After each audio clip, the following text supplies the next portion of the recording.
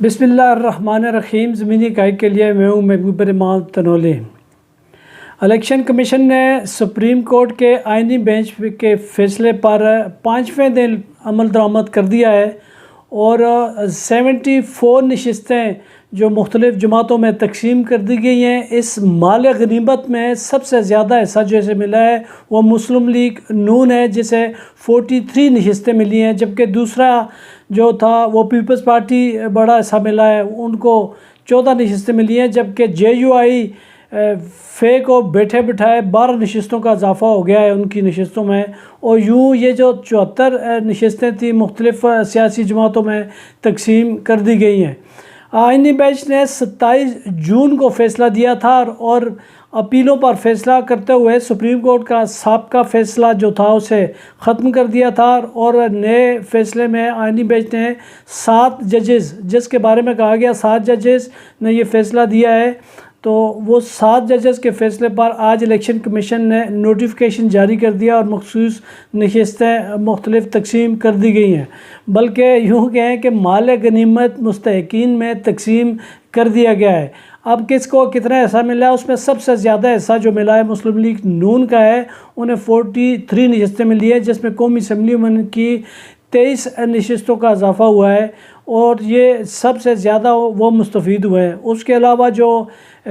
زیادہ حصہ خیبر پختونخوا میں جے یو آئی کو ملا، ان کی 10 نشستوں میں اضافہ ہوا، جبکہ مل ملا کے پیپلز پارٹیز کو مختلف اسمبلیوں میں 14 نشستیں ملی ہیں۔ اس میں باقی جن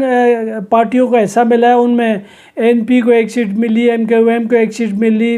مسلم لیگ کاف کو ملی، استحکام پاکستان پارٹی کو ملی، اور باقی این پی کا، اور گنتے جائیے کہ اس میں پی ٹی آئی پارلیمنٹیرین یعنی پرویز خٹک کی جماعت کو بھی ایک نشست مل گئی ہے،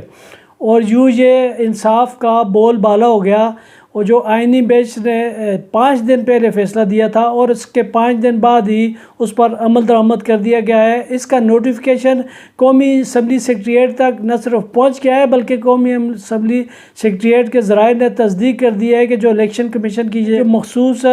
74 نشستوں کا نوٹیفیکیشن جاری کیا ہے وہ قومی اسمبلی سیکریٹریٹ کو بھی موصول ہو گیا ہے۔ مطلب اتنا جلدی اس پہ عمل درآمد ہوا اور اس پہ نوٹیفیکیشن بھی ہو گیا، اور وہ اب اکثریت ایک دم اس کو مل گئی ہے مسلم لیگ نون کو پارلیمنٹ میں، قومی اسمبلی میں بھی اور پنجاب اسمبلی میں بھی انہیں اچھی خاصی 13 نشستیں پنجاب اسمبلی میں بھی مل گئی ہیں۔ اور یوں اس جو ایک متنازع فیصلہ تھا جسے غیر آئینی فیصلہ قرار دیا گیا تھا، اس کے فیصلے کا یہ انجام ہو گیا۔ آج وہ پی ٹی آئی اس کی متاثرہ پارٹی تھی جس کو یہ ساری نشستیں جن کی تھی مخصوص نشستیں، وہ ایک آئینی بینچ کے ایک غیر آئینی فیصلے کے بعد یہ نشستیں اب باقی جماعتوں میں تقسیم کر دی گئی ہیں اور اس کا نوٹیفیکیشن ہو چکا ہے۔ یہ حیرت انگیز طور پر اس سے پہلے کہ فیصلے کی طرف پھر میں دوبارہ آؤں اس پہ کوئی بات کروں،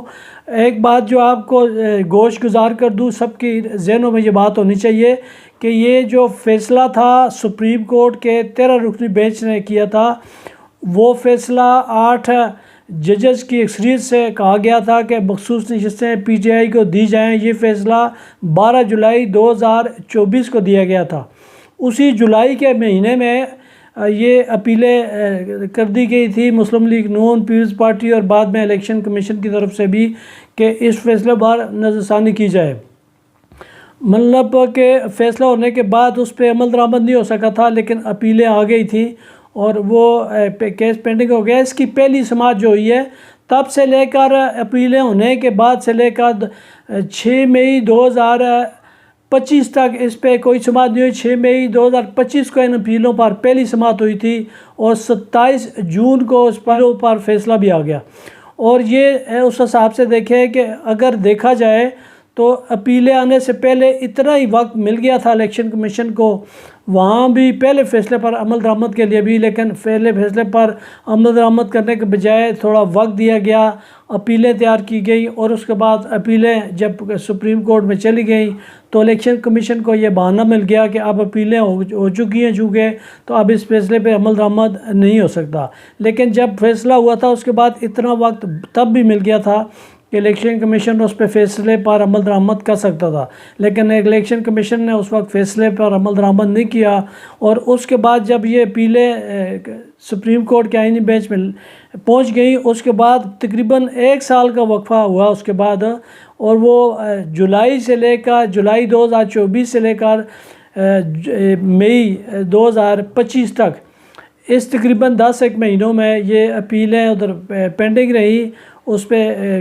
سماعت نہیں ہوئی، لیکن 6 مئی کو پہلی سماعت ہوئی، اور اس کے بعد جب باقی سماعتیں ہوئیں اور 17 سماعتوں کے بعد 27 جون کو فیصلہ سنا دیا گیا۔ اور وہ فیصلہ کیا تھا؟ سپریم کورٹ کے 13 رکنی بینچ کے 8 ججز نے فیصلہ دیا تھا، جو سینئر ججز تھے سارے، انہوں نے یہ فیصلہ دیا تھا کہ یہ جو پی ٹی آئی کی نشستیں اسے دی جائیں اور اس کو نوٹیفیکیشن کیا جائے، الیکشن کمیشن کو حکم دیا گیا تھا۔ لیکن اب جب کہ یہ فیصلہ آیا ہے تو 27 جون کو فیصلہ آیا، اور 2 جولائی کو اس فیصلے پر عمل درآمد بھی کر دیا گیا ہے۔ اب جو آئینی بینچ کا فیصلہ ہے اس پہ بھی متنازع یا غیر آئینیوں سے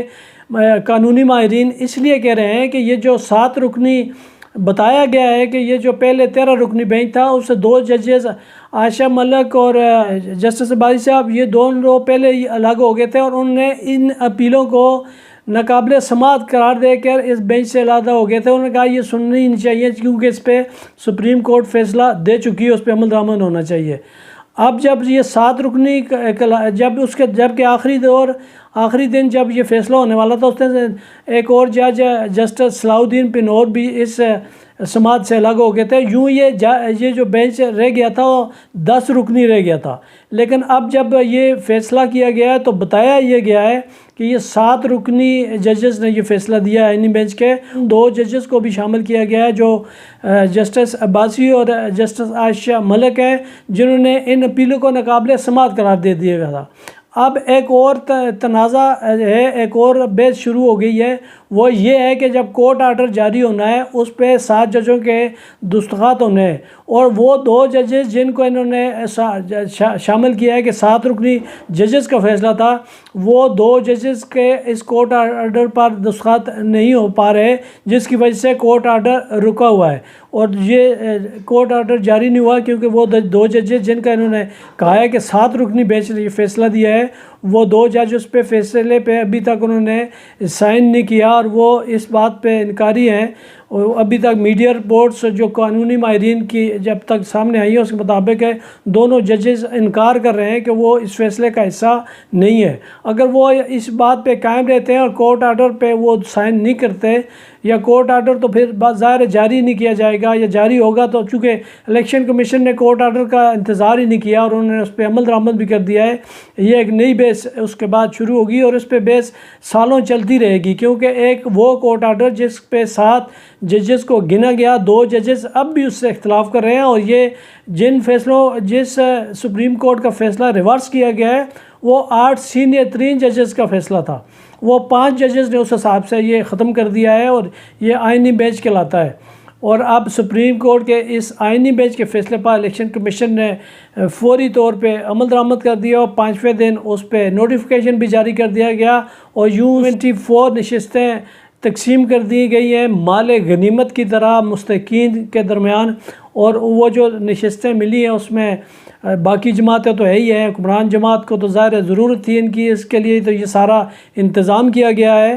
سارے اداروں نے سارا سلسلہ ملا کے یہی تو اکثریت حاصل کرنے کے لیے گیا ہے۔ لیکن جو اپوزیشن میں بظاہر اپوزیشن کرتے نظر آئے ہمیں پچھلے پورے سال، وہ حکومتی فیصلوں پر احتجاج کرتے رہے، نہ ماننے کا فیصلہ کرتے رہے، اسمبلیوں کو غیر آئینی قرار دیتے رہے، اور اس الیکشن کو مسترد کر چکے ہیں۔ وہ JUI ہے، مولانا فضل الرحمان ہے، مولانا فضل الرحمان تو ان نتائج کو ہی مسترد کرتے رہے، انہوں نے کہا یہ جیلی نتائج ہیں، ان کو ہم نہیں مانتے۔ اب وہ ان جیلی نتائج جن کو وہ نہیں مانتے تھے، اب ان جیلی نتائج کی وجہ سے 12 نشستیں ان کی اضافہ ہو گیا ہے، 2 قومی اسمبلی میں اور 10 خیبر پختونخوا اسمبلی میں۔ اب سوال یہ پیدا ہوتا ہے کہ کیا JUI ان نشستوں کو قبول کرے گی؟ کیا وہ اس بات پہ قائم ہے کہ یہ جیلی الیکشن تھے، یا وہ ان نتائج کو نہیں مانتے، یا یہ عدالتی فیصلوں پر ان کے کوئی تحفظات ہیں؟ اگر تحفظات ہیں تو وہ نشستیں بھی ظاہر ہے لینی ان کی بنتی نہیں ہیں۔ تو اب اس فیصلے پر، اس پہ عمل درآمد پر تو بحث چلتی رہے گی، لیکن یہ ایک ایسا فیصلہ ہوا ہے جو تاریخ میں مدتوں یاد رکھا جائے گا، اور اس بات کا بھی امکان ہے کہ یہ ذوالفقار علی بھٹو کی پھانسی کے فیصلے کی طرح ریورس بھی ہو سکتا ہے، اور اس سے آگے چل کے اس فیصلے پہ نہ صرف بحث ہوگی بلکہ ممکن ہے کہ ایک مرتبہ یہ پھر کسی طرف سے یہ پھر دوبارہ سپریم کورٹ میں آئے اور اسے ختم بھی کیا جا سکتا ہے۔ لیکن یہ بات کی بات ہے، اس سے پہلے جو بڑا ایک اور جو وہاں زیر سماعت ہے، ایک اور پٹیشن جو پڑی ہوئی ہے سپریم کورٹ کے آئینی بینچ کے سامنے، جو ابھی تک سماعت کے لیے لگائی نہیں جا رہی، وہ جو بڑا اہم پٹیشن ہے وہ 26ویں ترمیم کی ہے۔ لیکن اگر وہاں بھی انصاف سے فیصلہ کر دیا گیا اور وہ 26ویں ترمیم ریورس کر دی جائے تو یہ بھی سارے فیصلے ریورس ہو جائیں گے۔ لیکن تب جب اس فیصلے کو آپ دیکھتے ہیں آئینی بینچ کے، تو اس کے بعد امید تو نہیں کی جا رہی کہ وہ 26ویں آئینی ترمیم کا فیصلہ بھی ریورس ہوگا۔ تو اس کے آگے کیا صورتحال ہوتی ہے، یہ آئینی صورتحال کہاں تک بگڑتی ہے، کہاں تک بنتی ہے، اور قومی اسمبلی سیکریٹریٹ کا فوری رد عمل آ جانا اور الیکشن کمیشن کا فیصلے پر 5ویں دن عمل درآمد کر دینا حیرت انگیز تو نہیں ہے، ہونا تو چاہیے اس طرح اس پہ عمل درآمد سپریم کورٹ کے فیصلوں پر، لیکن یہ صرف آئینی بینچ پہ نہیں ہونا تھا، یہ فیصلہ سپریم کورٹ کے فیصلے پر بھی اسی طرح عمل درآمد ہونا چاہیے تھا۔ یہ سپریم کورٹ کے اس فیصلے پر بھی الیکشن کمیشن کو اسی طرح عمل درآمد کرنا چاہیے تھا جس وقت سپریم کورٹ نے 2 صوبوں میں الیکشن کرانے کا حکم دیا تھا، لیکن اس الیکشن کمیشن نے اور باقی جو انتظامی ادارے انہوں نے انکار کر دیا تھا اس پہ فیصلے پہ عمل درآمد کرنے کے لیے۔ اور یہ جو آئینی جو سپریم کورٹ کے فیصلے سے انکار جو آئین سے انحراف کے زمرے میں آتا ہے، اس پہ آرٹیکل 6 بھی کہا جاتا ہے، لیکن یہ آرٹیکل 6 ہم صرف سنتے آئے ہیں، نہ آرٹیکل 6 آج تک کسی پہ لگا ہے اور نہ یہ لگنے کا امکان ہے، کیونکہ یہ آرٹیکل 6 کی خلاف ورزی وہ کرتے ہیں جو خود کو آئین سے بالا تر سمجھتے ہیں، اور یہ جب ایک صورتحال بنی تھی مشرف دور میں، وہ اس کیسز میں آگے تھے، تو تاریخ میں اور لوگوں نے اس وقت سب نے دیکھا کہ پرویز مشرف صاحب جب پیشی کے لیے جا رہے تھے تو راول ڈیم چوک سے انہیں موڑ دیا گیا تھا اسپتال کی طرف، بالکل ڈنڈے ڈوٹے تھے، انہیں کچھ بھی نہیں ہوا تھا، لیکن اس کے بعد وہ مقدمہ بھی نہیں چلا اور وہ بیرون ملک چلے گئے تھے۔ اور اس سے پہلے جو فیصلہ ہوا تھا وہ سب کے سامنے جو سیٹھ وقار نے دیا تھا، اس پہ بھی جو صورتحال آئی تھی، بعد میں اس فیصلے کو نہ صرف ختم کیا گیا بلکہ اس عدالت کو ہی ختم قرار دے دیا گیا تھا۔ تو پاکستان میں آج جو دستور اور آئین کی بالادستی کی تاریخ اس طرح کے واقعات سے بری پڑی ہے، اور اس میں یہ جو آئینی بینچ کا یہ موجودہ فیصلہ ہے اس میں ایک اور بڑا اضافہ ہے۔ اجازت دیجیے، خدا حافظ۔